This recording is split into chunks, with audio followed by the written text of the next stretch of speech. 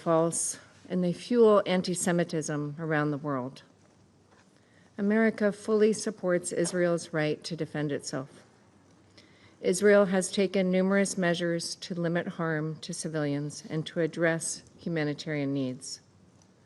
The loss of life in Gaza is tragic, but responsibility for this rests with Hamas, which could stop the fighting today by freeing the hostages and agreeing to a ceasefire on the terms already accepted by Israel. I thank you. The representative of the United States for the statement. I now give the floor to the representative of the observer state of Palestine. Thank you, Mr. President. More than 2 million Palestinians, half of them children, and for more than 650 days now, wake up without knowing if they will make it through the day, and go to sleep without knowing if they will wake up in the morning. Day after day after day. They spent every hour, all 15,600 hours of them, with death besieging them. For an entire generation of Palestinians, death is now much more familiar than life. 2 million people have to snatch everything out of the claws of death: food, water, shelter, time. They are being killed in the places where they are supposed to find life, killed in tents, killed while seeking food or water, killed in hospitals. Every single day has its share of tragedies. We speak of these today. 15 civilians killed, including 9 children, while waiting to receive treatment for malnutrition. 11 killed, including seven children, while queuing for water. Because of occupation-made water scarcity and occupation-made food scarcity. And every day, 40, 50, 60 Palestinians killed while seeking food. We fear the world is growing accustomed to the unbearable, to the unacceptable. Imagine what it is to be a parent in Gaza. You know that any disease and any wound can be fatal for your child. You know that the family you leave to get food or water or help could be gone by the time you return. Do you take them to the hospital with the fear that they might be killed there, or keep them with you while they might die within your arms? Do you go get food and risk getting shot, or send a family member and risk losing them, or stay and risk seeing your children starve to death? Do you go get water, send a member of your family go get water at the peril of your life or their lives, or risk seeing your family die of thirst? Do you evacuate one more time, forcibly displaced again and again, and get killed on the way, or stay put and get killed where you are? Every decision they are making while we speak is a life and death decision. Every single day, every single hour, every single minute. But it is a Russian roulette with a bullet in almost every chamber. Whatever decision you make, most probably somebody is going to die. Every single family in Gaza is moving between one death and another as the whole world watches on. For 1 million minutes now. In Gaza, all paths lead to death, and our role, our responsibility, our legal and moral duty is to open one that leads to salvation. One that leads to salvation. Israel wants that path to be leaving Gaza. That was the whole plan from day one. In the words of Mahmoud Darwish, this siege will endure until we are truly persuaded into choosing a harmless slavery but in total freedom. They want to say, we chose to leave. We chose to be occupied. We chose to be oppressed. It is our fault. It's always our fault. That has been the narrative since the beginning. Didn't they say we were responsible for our own Nakba? That we left on our own, forgetting the massacres and the towns and villages destroyed. Let them leave, they say. This is Israel's solution for the Palestine question, a right to further and definitive exile, rather than a right of return or a right to life and liberty in our ancestral homeland. Mr. President, humanitarian assistance like international law are expressions of our recognition of the value of human life, all human life, and of the inherent dignity of each and every person. States have rights, peoples have rights, human beings have rights. But Israel does not recognize our state. It does not recognize our people. It does not recognize us as equal human beings endowed with rights. They find it outrageous that anybody can dare be outraged by the fate they have reserved to our people. Mr. President, distribution of aid is distribution of life. It is about safeguarding life. We measure our success by impact, by the lives we save. We keep discussing trucks and how many meals were distributed, and we count calories while infants are dying of malnutrition, while civilians seek food, water, shelter at the peril of their lives, while the infrastructure of life is being dismantled altogether. Aid must be delivered at scale. Aid must be delivered to all. Aid must be delivered across all of Gaza. This is non-negotiable. This shouldn't be a point of contention or debate or discussion. Israel has obligations as an occupying power to do so. We support an immediate ceasefire and the mediation efforts of Egypt, Qatar, and the United States to secure such a ceasefire. But that is not a reason, nor an excuse, nor a pretext, in the meantime, to continue killing Palestinians or to continue denying them the aid they are entitled to. Every day, a death sentence is executed against somewhere between 90 and 130 Palestinians. Their crime, the real crime they are being executed for, is being Palestinian. How is that possible? You heard Israeli leaders say there are no innocent civilians in Gaza, speak of human animals, and they are treating our people as such. What if we had said these words? There are no innocents in Israel. They support the occupation, they support the genocide, they voted for the people killing us or occupying us or subjugating us. They cheered while we were killed. That is not acceptable as a reasoning. No civilian can be killed based on what a group or a government is doing. No civilian can be held responsible for that and be killed for that.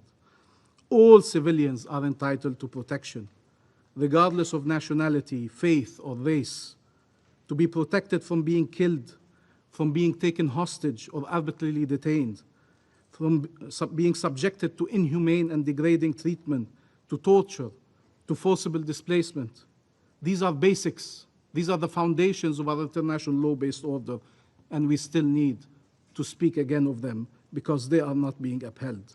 This continuous incitement and dehumanization kills and makes the most horrific plans become mainstream in Israel, including the crazy and criminal idea to ethnically cleanse the Gaza Strip. Every day, it's been 650 days, every day, 77 children are killed or maimed in Gaza. Every day, 61 children in Gaza lose a parent. Every day, 10 children lose one or both legs. Every single day. The biggest cohort of children killed and maimed, the biggest cohort of child amputees, the biggest cohort of orphans. How is that possible? Netanyahu summed it up.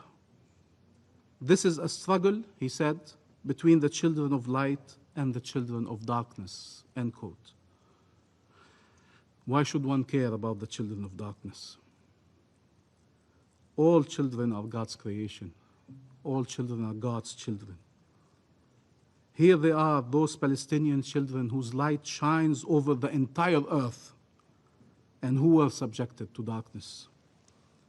Hind, who was stuck with her family in a car, and after all the adults had been killed, her cousin Layan, 15 years old, was begging the rescuers to come and save them until she was struck by multiple bullets by Israeli occupation forces. That's when the world discovered the voice of Hind, begging to be rescued. Finally, she was also killed, and the rescuers coming to help her were killed. Khalid and Reem, we did not discover them like this. They were inseparable. We discovered them only when Reem was killed. And as her grandfather was holding his 3-year-old granddaughter, kissing her as if she was still alive, calling upon her, the soul of his soul, to stay with him. A few months later, Khalid also was killed. Yusuf, the 7-year-old, the youngest of his family, the boy with the curly hair, as he will become to be known for all Palestinians and for people around the world, also killed. The family of the pediatrician, Ala Najjar, who lost 9 of her 10 children. Only Adam survived. 9 of her 10 children. Sidar, Luqman, Sadin, Rival, Ruslan, Jubran, Eve, Rakan, and Yahya, aged between 7 months and 12 years. The Arafat family, the entire family found itself under the rubble. 13 members of the family were killed, including 7 children, in an airstrike, and the Israeli forces prevented rescuers from saving them. The images of Hala, 35 years old, as she was calling to be saved from under the rubble, will remain as part of the memory, collective memory of our people. And Salam, that you evoked, Mr. President, 6 months old when she was screened for malnutrition, only to die a few days later. One image among many of our children starving. I will spare you the images of our children burning. Dunya, who lost a leg in an Israeli airstrike, where she lost also her family members, her mother, her father, her brother, and sister. And Dunya, resilient, said, I will not lose hope. I will not give up on my dreams. I will become a doctor to help people. She was killed when a tank shell struck a children's ward at Al Nasser Hospital a few weeks later. Hur lost her leg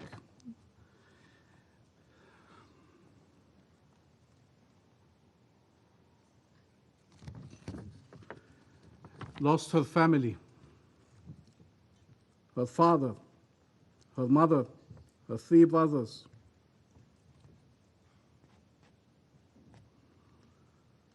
Doctors had to amputate her left hand entirely and the fingers of her right hand, and she had wounds at her head and legs. Siwar and Selina, 3 years and 21 months old, together in life and together in death. This image, unfortunately tragic images, are the ones winning this World Photo Prize by Samar Abul Auf, a photo of Mahmoud, 9-year-old Palestinian boy whose arms were severed and mutilated during an Israeli attack on Gaza. But also in the West Bank, 8-year-old Adam, he ran when Israeli occupation forces shot at him, his brother, and his cousin. His cousin was killed. And he was killed when he was struck by a bullet while he was running away, a bullet in his head, in the back of his head. Remember these faces. It is our duty to remind you of them, not to allow you to forget them. And remember all the children we can still save. In the West Bank, Israel displaced 40,000 people. and destroyed entire refugee camps in Tulkarem, Tubas, and Jenin. It killed almost 1,000 Palestinians in the last 20 months, including 200 children.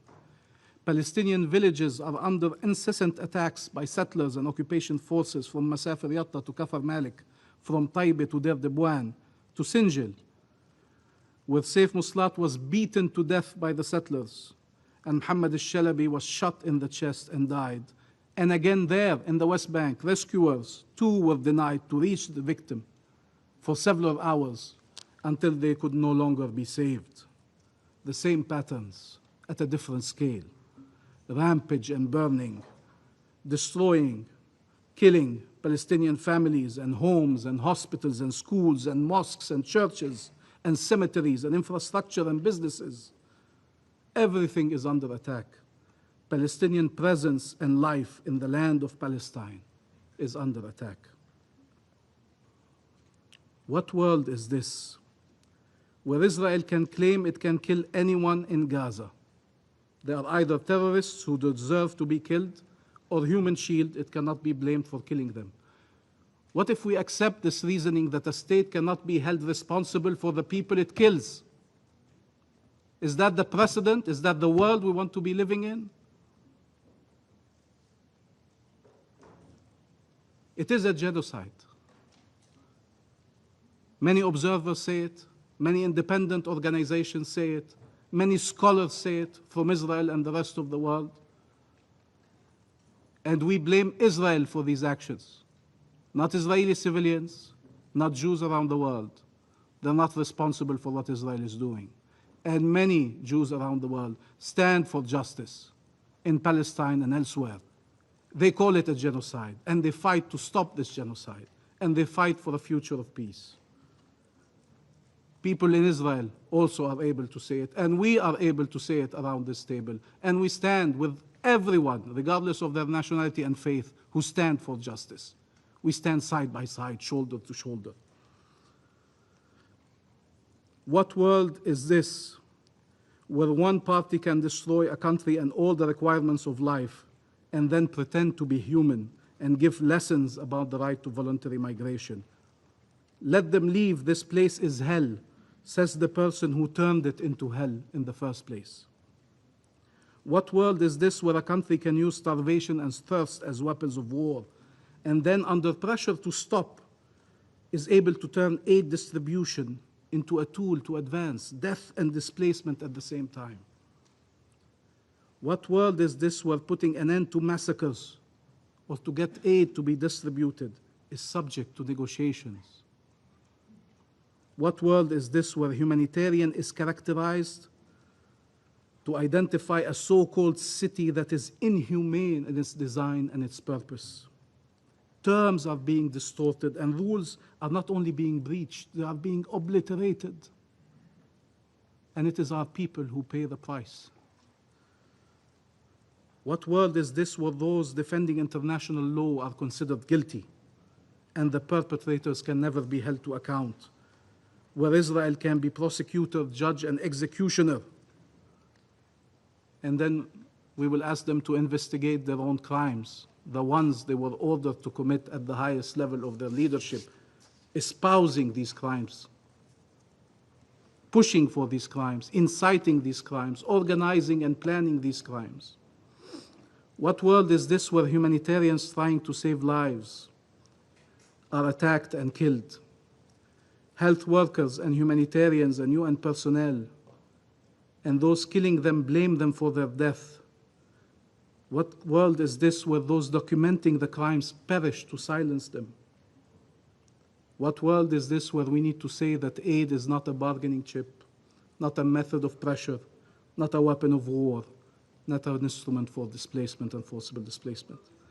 Mr. President, and I conclude, our role is not to be the narrators of this genocide, but to be part of the movement that brings it to an end. Our role is not to be witnesses and testify. It is to deliver justice and peace.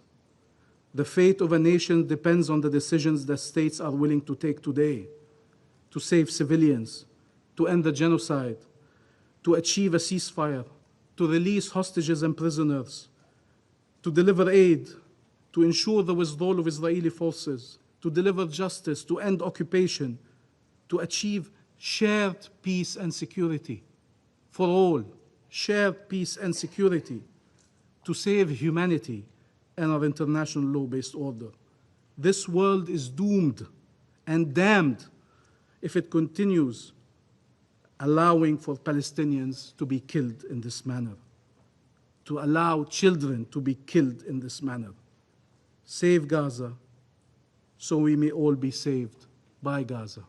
That will continue to be our call to all to act, states, individuals, entities, organizations, agencies. Save Gaza, or we are all doomed. Save Gaza so we can all be saved by Gaza. Thank you. I thank the representative of the Observer State of Palestine for the statement. I now give the floor to the representative of Israel. Thank you, Mr. President. Before I begin my statement, I would like to comment on the two briefings we heard today. Israel is engaged with various UN agencies in good faith at the highest levels, and it is unfortunate that OCHA has continued to abandon all semblance of neutrality and impartiality in its statements and actions, despite claiming otherwise and claiming to adhere to them here today in this room. While referencing the West Bank and events that took place all the way back in May, both briefers only addressed Palestinian casualties based on information that is presented by Hamas. If it is neutrality and impartiality that our UN colleagues adhere to, why was there no mention, let alone a condemnation, of the terror attack where a 9-month pregnant woman was murdered by Palestinian terrorists and her unborn son was seconded to his wombs 15 days afterwards? Mr. President, Roni and Alma Miran are 4 and 2.5 years old. Like many kids their age, they regularly make pretend phone calls on their toy phones. But unlike most children their age, when their mother, Lishai, asks them who they're speaking to, their answer carries a deep pain. The answer is always the same: Abba, Dad. They ask, "Where are you, Daddy? Are they letting you return to us?" They hug and kiss his photo, not able to physically do so for 21 months. Their father, Omri Miran, has been held hostage by Hamas in Gaza for 649 days. For those two young girls, that's nearly their entire lives without their Abba. Earlier this month, twin sisters Emma and Yuli Cunio, who were themselves abducted by Hamas alongside with their parents on October 7th, celebrated their 5th birthday. What should have been a day filled with balloons, laughter, and joy was instead a somber affair marked by absence and pain, because it was their 2nd birthday without their father, David Cunio, who is still held hostage in Gaza.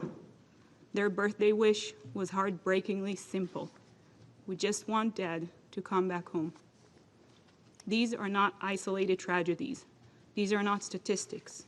These are shattered families suffering each day in suspended agony.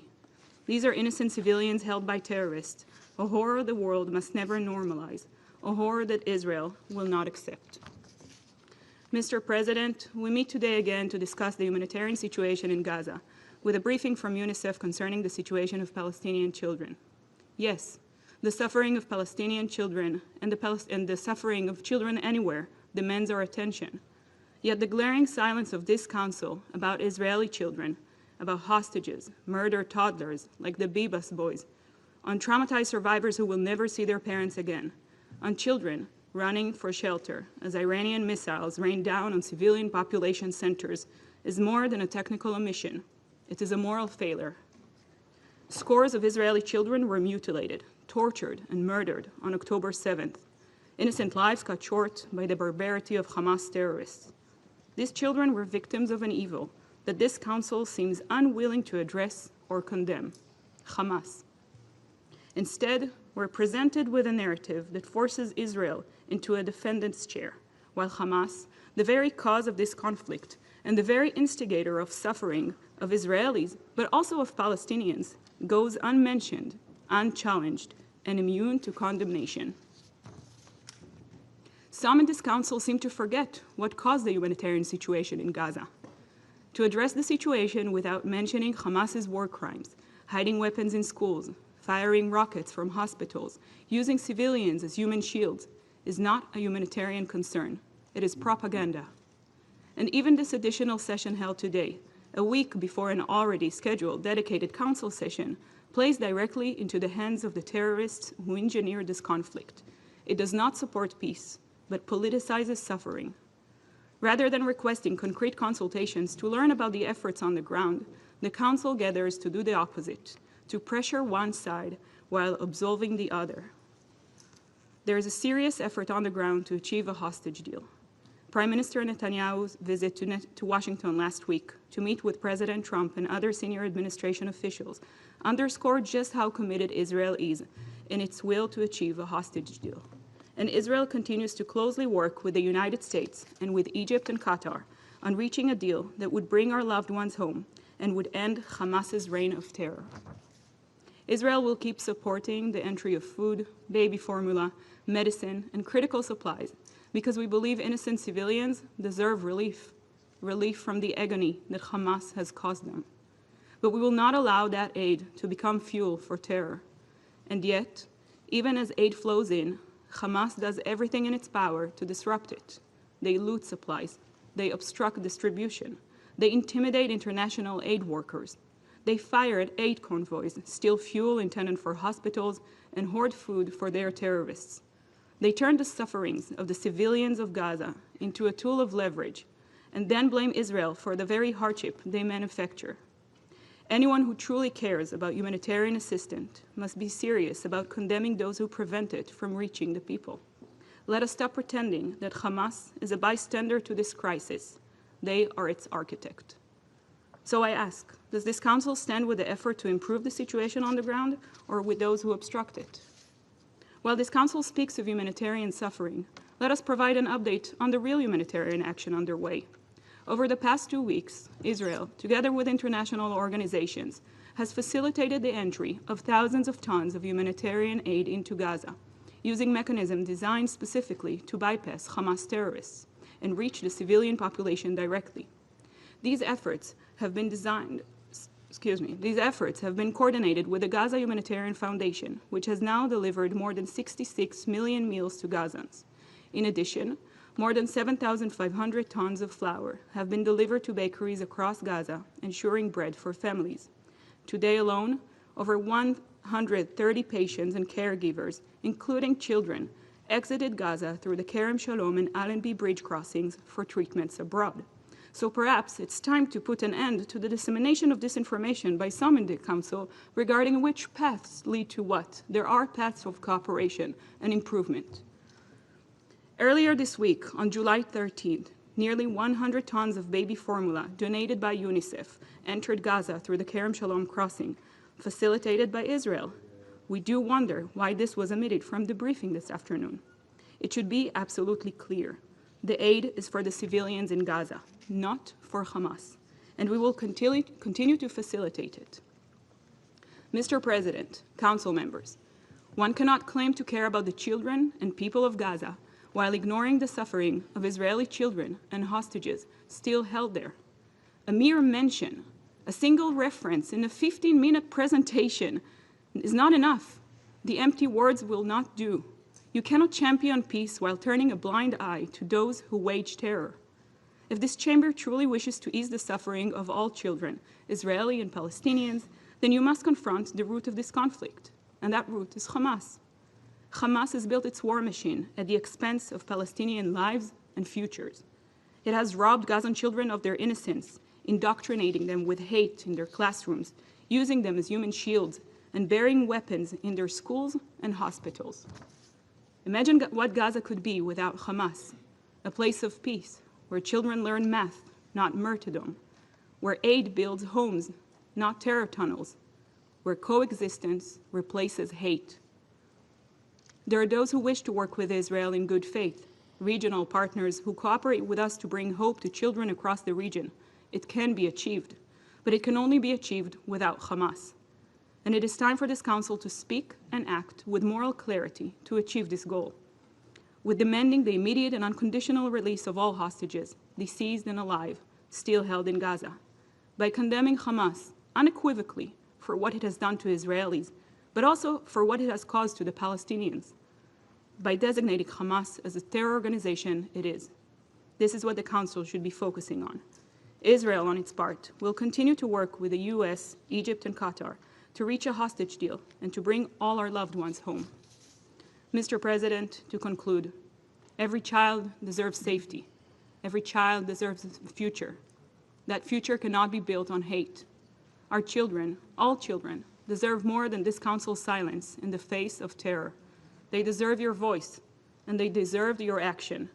And Alma, Roni, Emma, and Yuli deserve to hug their fathers again. Thank you, Mr. President. I thank the representative of Israel for the statement.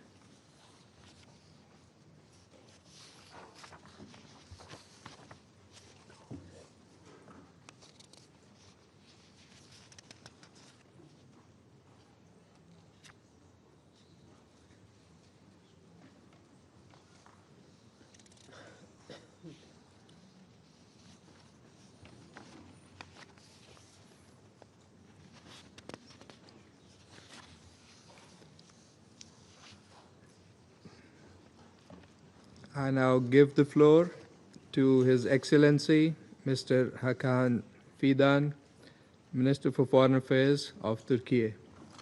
Thank you, Mr. President. As we gather in this hall today, the genocidal war of Israel against Palestinian people continues unabated. Over 2 million people are enduring unspeakable suffering in the Gaza Strip. Mass displacement and widespread destruction continue. Deliberate obstruction of humanitarian aid is a daily occurrence. Civilians are being indiscriminately killed at aid distribution points as they try to access food and water. Starvation is used as a weapon of war.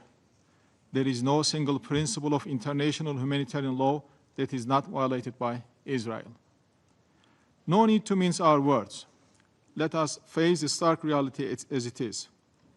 80 years later, the world has been once again witnessing concentration camps. A campaign of extermination is ongoing against a whole population. It doesn't make any difference whether you are a child trying to fetch water for your family or a mother seeking food for your children. You are the target of the Israeli war machine. This is a machine fed by hate, and this is a machine fed by impunity. This is only possible because some of us choose to look away even in the face of extreme suffering. This cannot continue. Mr. President, there has been no safe access to humanitarian aid in Gaza for more than 4 months now. The only effective means of delivering aid is through the United Nations. Alternative models compromise the impartiality and dignity of aid delivery. Aid must be delivered promptly, adequately, and without obstruction through all available crossings in full accordance with international humanitarian law and in coordination with the United Nations. The core humanitarian principle of humanity, neutrality, impartiality, and independence must be upheld. Mr. President, to achieve exactly that, from the outset, we have called upon the international community to take urgent action to prevent the spread of war. Israel is trying to implement a strategy of aggression, not only in Palestine, but also in Lebanon, Syria, and Iran. There is a clear pattern here. If left unchecked, this pattern risks wider destabilization. This is exactly what's going on in Syria. Israeli aggression is threatening the fragile peace that Syrian people paid a high price to reach. These attacks are deepening the ethnic fault lines across the region. It should be clear to all of us by now, Israel doesn't want peace, Israel doesn't want stability. We should collectively make sure that Syria doesn't fall into a spiral of violence. The stakes are very high. The ensuing instability will affect the whole region and beyond. Mr. President, the recognition of the legitimate rights of Palestinian people and the establishment of an independent state of Palestine remain essential for lasting peace in the Middle East. That is why we will continue to work towards increasing the international recognition of the State of Palestine and securing full Palestinian membership to the United Nations. Mr. President, one fact is clear beyond any doubt.